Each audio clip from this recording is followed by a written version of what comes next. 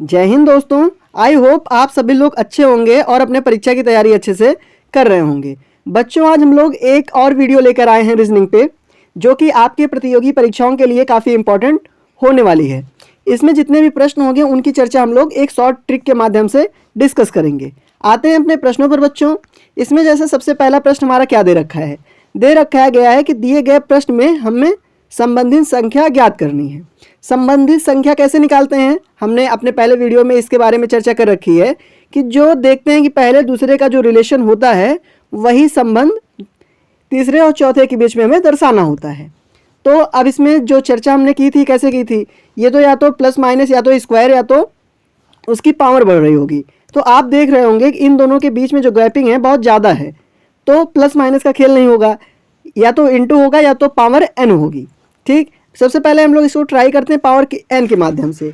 आप जानते होंगे कि अगर 392 को आपको बांटना हो तो किस किस फैक्टर में बांट सकते हो आप।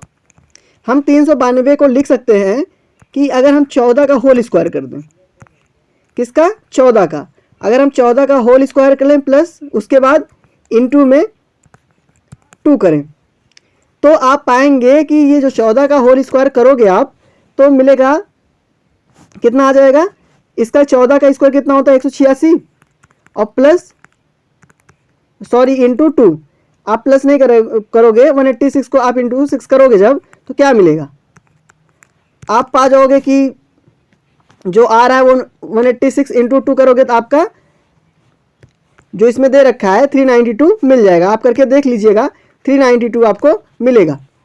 उसी तरह देखेंगे कि 28 कैसे आ रहा है।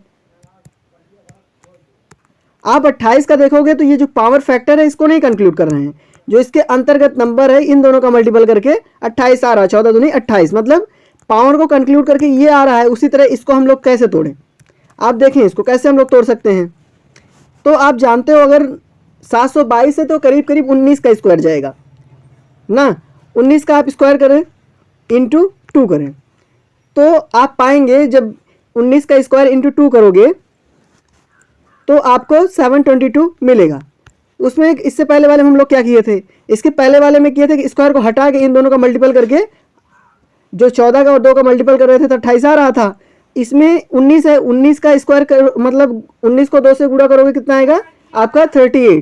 तो इसका आंसर कितना हो जाएगा, ऑप्शन नंबर डी में मौजूद है 38, तो ऑप्शन नंबर डी इसका करेक्ट, ऑप्शन नंबर सी इसका करेक्ट आंसर हो जाएगा। अगले प्रश्न पे आते हैं।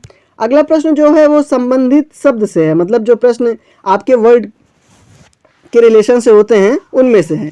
आपसे कह रखा है कि क्लाई जिस प्रकार संबंधित है, आपको बता रखना है कि उंगली और जो क्वेश्चन मार्क के स्थान पे आएगा उसका उसी प्रकार संबंध होना चाहिए। आप जानते होंगे कि जो घड़ी है वो कलाई में स्थित होती है, आप इसको समझते होंगे ना कि जो घड़ी है वो कलाई में होती है। ठीक, वैसे उंगली किस में होगी, मतलब कलाई पे घड़ी है तो उंगली पे क्या होगा, मतलब जोड़ होगा, अंगूठी होगी, नाखून होगा या अंगूठा होगा। आपको पता होगा कि जो घड़ी है ये शरीर का पार्ट अपने नहीं है, तो इसमें से शरीर का पार्ट कौन सा नहीं, अंगूठा भी शरीर का पार्ट है, नाखून भी पार्ट है, जोड़ भी पार्ट है, तो इसमें अंगूठी शरीर का पार्ट नहीं है और ये उंगली पे आ सकती है। तो ऑप्शन नंबर इसका कौन सा हो जाएगा, ऑप्शन नंबर डी इसका करेक्ट आंसर हो जाएगा। अगले प्रश्न पर आते हैं। अगला प्रश्न बच्चों क्या कह रखा है, ये कह रखा है कि नीचे एक श्रृंखला आपको दी गई है, ठीक, उसमें कह रखा है अगली संख्या क्या होगी। आप देखो जो इसके बीच गैपिंग बहुत ज़्यादा नहीं है तो हम लोग प्लस या माइनस कर सकते हैं। तो देखिए जब बढ़ रहा है तो प्लस कर सकते हैं कि नहीं, आप जब बढ़ रहा है तो प्लस 25 से 31 में जा रहा है तो कितने का प्लस हो रहा है, आप पाओगे कि +6 हो रहा है। वैसे आप 31 से 38 में जाओगे तो कितना मिलेगा आपको, उसमें से आप जाओगे तो +7 मिल रहा है। अब इससे 38 से 46 में जाओगे तो +8 मिल रहा है, तो मतलब कह सकते हैं +6 +7 +8 अगला क्या होगा +9। जब आप 46 में 9 को ऐड करोगे कितना आएगा, जब 46 में 9 को ऐड करोगे तो आप 55 आएगा। तो 55 आपका किस ऑप्शन में दे रखा है, ऑप्शन नंबर ए में, तो इसका करेक्ट आंसर क्या हो जाएगा, ऑप्शन नंबर ए इसका सही आंसर हो जाएगा। अगले प्रश्न पर आते हैं। अगला प्रश्न काफ़ी आसान प्रश्न है, इसमें पूछ रखा है निम्नलिखित में से जो चित्र प्रदान किया है आपको उसमें कितने समकोण त्रिभुज हैं। ऐसे प्रश्न आमतौर पे बच्चों बहुत कम पूछते हैं क्योंकि आपसे त्रिभुज में कितने, मतलब इसमें कितने त्रिभुज है ये पूछ सकता है, लेकिन समकोण क्या होता है, जिसके दो कोण बराबर होता है। इस तरह का प्रश्न बहुत कम पूछता है। तो समकोण इसमें एक हिंटिंग पॉइंट है, आप इसको जरूर ध्यान में रखिएगा। तो इसमें कितने समकोण त्रिभुज हैं, आप पहले त्रिभुज गिन लें। ये एक त्रिभुज हो गया, ये 2 हो गया, ये 3 हो गया और एक 4 हो गया, ठीक। लेकिन आप पाओगे तो ये 5वां भी दिख रहा है और इधर से ये 6वां भी दिख रहा है, लेकिन जो 5वां और 6वां है ये समकोण नहीं है। तो इसमें समकोण त्रिभुज 4 ही हैं, क्योंकि देखो आप पहले में देखो तो ये एंगल बराबर होगा, इसमें देखोगे तो ये बराबर होगा और ये बराबर होगा, क्योंकि रेक्टेंगल का जो डायगोनल खींचा जाता है तो उसकी जो एंगल है वो जो जहाँ पे काटता है वो सिमिलर होते हैं। तो कितने ट्रायंगल टोटल हो गए, टोटल ट्रायंगलों की संख्या, त्रिभुजों की संख्या 4 है। तो ऑप्शन नंबर डी इसका करेक्ट आंसर हो जाएगा। अगले प्रश्न पर आते हैं। अगला प्रश्न आपको दे रखा है कि निम्न दिए गए विकल्पों में संबंधित अक्षर आपको ज्ञात करना है। आपको विकल्प क्या दे रखा है, CEHQ, CEHP या फिर CDIR या VCPHP, ये विकल्प दे रखा है। लेकिन उससे पहले आपको जानना होगा कि ये किस आधार पर इनमें रिलेशन दर्शाया गया है। तो आप जब पाओगे जो 5 है, 5 का प्लेस E है, ABCDE 5वें स्थान पे ही आ रहा है। उसी तरह G का प्लेस 7 है, I का प्लेस M है, I का प्लेस 9 है और M का प्लेस 13 है। तो कह सकते हैं कि किस प्रकार से दर्शाया गया है, आप इसको लिख लें पहले EGIM, इसके प्लेस के स्थान पर इसको दर्शाया गया, बढ़ घट नहीं रहा, केवल इसके पूरा प्लेस के स्थान पर वो नंबर लिख दिए गए हैं। देख सकते हैं आप भी ट्राई कर लीजिएगा। वैसे ही सिमिलर आप जब इसको ट्राई करोगे 3, 5, 8, 1, 6 को, इसका 3 कौन सा नंबर कंक्लूड करता है, 3 पे C आता है ABC, और वैसे 5 पे E आता है, आप काउंट कर लेना, उस पे E आएगा। और 8 पे क्या आता है बच्चों, 8 पे जब आप कंक्लूड करोगे तो H आएगा, ABCD काउंट करना, उस पे H आएगा। उसके बाद 16 दे रखा है, 16 किस पे आता है, 16 का जो प्लेस होता है वो कितना होता है, P का, मतलब P 16 नंबर पे आता है। तो इसमें CEHP आपका करेक्ट आंसर है। तो किस ऑप्शन में दे रखा है CEHP, तो ऑप्शन नंबर बी में। तो इसका ऑप्शन नंबर बी ही करेक्ट आंसर है। आई होप आपको इस तरह के प्रश्न में कोई दिक्कत नहीं होती होगी। अगला प्रश्न क्या कह रखा है, अगले प्रश्न के अनुसार एक टोटल 80 विद्यार्थी हैं जो एक कक्षा में बैठते हैं। उसमें एक लड़के की योग्यता श्रेणी से ऊपर से 43वें स्थान पर, योग्यता मतलब वो इतना स्थान प्राप्त करता है पढ़ाई में या फिर और किसी क्षेत्र में। तो टोटल क्या है, 80 बच्चों की संख्या 80 है और कितना स्थान वो प्राप्त कर रहा है, 43वां। तो कह रखा है कि उसका ऊपर से स्थान इतना है तो उसका नीचे से चौथा स्थान होगा। ऊपर से 43वां है तो नीचे से कितना होगा। बच्चों इस तरह का प्रश्न आप बिना डरे बिना झिझक सॉल्व कीजिएगा। जो इसका एक फैक्टर होता है टोटल संख्या में से, ठीक, अगर नीचे से पूछेगा तो माइनस कर दीजिएगा जितना स्थान वो दिया रहेगा, मतलब उसका जो स्थान दे रखेगा उसको माइनस करके और प्लस में 1 कर दीजिएगा, इसके बाद प्लस में 1 आप कर देंगे, ठीक। तो इसी तरह के प्रश्न सॉल्व होते हैं। ऐसे हम लोग सिमिलरली इसे सॉल्व करते हैं। आप देखेंगे 80 आया, 80 में से आप 43 को माइनस कर दें, क्योंकि टोटल बच्चों में से स्थान माइनस करना है, और प्लस का 1, ठीक। 80 में से 43 माइनस करोगे तो आपके पास कितना आएगा, 7, और 7 में से 4 माइनस करोगे 3, 37 हो गया।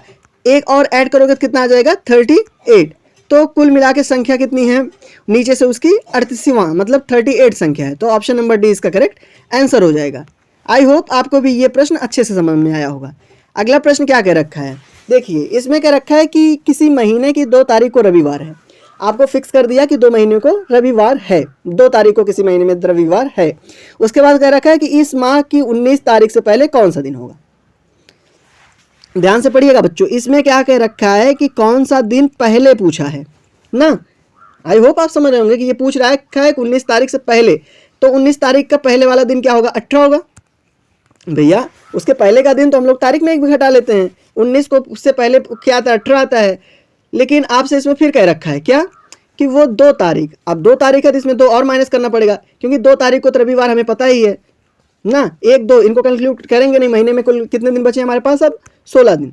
आप जब निकल जाए कितना दिन है, जितना दिन निकला है उसको आप डिवाइड कर देंगे, किससे डिवाइड करेंगे, 7 से, क्योंकि एक हफ्ता में 7 दिन होते हैं। 16 डिवाइडेड बाई 7 कर देंगे, जो रिमाइंडर बचेगा 7 दूनी 14, 2 रिमाइंडर आ रहा है। आप इसी को अगले 2 दिन जोड़ लेंगे, तो रविवार में 2 जोड़ोगे तो आप क्या आएगा, सोमवार मंगलवार। तो इसका करेक्ट आंसर क्या हो जाएगा, मंगलवार। तो मंगलवार आपका किस ऑप्शन में दे रखा है, ऑप्शन नंबर बी में। तो ऑप्शन नंबर बी इसका करेक्ट आंसर हो जाएगा। अगले प्रश्न पर आते हैं। अगला प्रश्न आपसे अच्छा प्रश्न बच्चों पूछ रखा है। इस तरह के प्रश्न करने के लिए जनरली आप फॉर्मूला एक लगा देंगे। वो फॉर्मूला मैं अभी आपको बताता हूँ। जैसे इसमें कह रखा है कि एक बाड़े में, मतलब एक कोई रेक्टेंगुलर शेप का या फिर किसी शेप का एक वो बनाया गया जिसमें खरगोश और मुर्गे पाले हुए हैं, ठीक। उनके आप सिर गिनोगे तो क्या पाओगे, उनके सिर 50 हैं और पैर गिनोगे तो 184 हैं। तो आपसे उसमें मुर्गों की संख्या पूछ रखी है। बच्चों इस तरह का प्रश्न कैसे सॉल्व करते हैं, तो मुर्ग मतलब जिसकी संख्या पूछ रही हो रखा हो उसमें से उसका जो मतलब टोटल सिर कितने हैं, 50, ठीक। इनको आप मल्टीपल करें 2 से और माइनस कर दें कितना, जितने टोटल पैर हों, मतलब जितने टोटल पैर हों उनके बाई 2, मतलब उसका भाग दे दें 2 से। जैसे 184 है, इसको डिवाइडेड कर दें 2 से, तो कितना आया, आप पाओगे कि 50 गुणे 100 2 कितना होता है 100, और माइनस 84 को आप 2 से डिविजिबल करोगे कितना आएगा 92। आप इसको सॉल्व करोगे तो आपके पास कितना बचेगा 8। तो कितने मुर्गे टोटल हैं आपके, उसमें मुर्गों की संख्या कुल मिला के 8 है। तो 8 किस में मौजूद है, ऑप्शन नंबर बी में। तो ऑप्शन नंबर बी इसका करेक्ट आंसर हो जाएगा। अगले प्रश्न पर आते हैं बच्चों। अगला प्रश्न वेन आरेख से इसमें पूछ रखा है। एक आरेख दिया गया जिसमें पक्षी, कौवा और चील है, तो उसमें आपको सही जिस आरेख में दर्शाए वो आपको बताना है। तो आपको बच्चों पता होगा कौवा और चील दोनों पक्षी के प्रकार हैं। तो कौवा और चील 2 अलग अलग पक्षी हैं और ये एक पक्षी के प्रकार हैं। तो इस तरह की आकृति आपको किस में दिख रही है, ऑप्शन नंबर ए में। तो ऑप्शन नंबर ए ही बच्चों इसका करेक्ट आंसर हो जाएगा। आई होप आपको ये वीडियो अच्छी लगी हो। अगर अच्छी लगी हो तो प्लीज़ आप कमेंट बॉक्स में ज़रूर बताइएगा।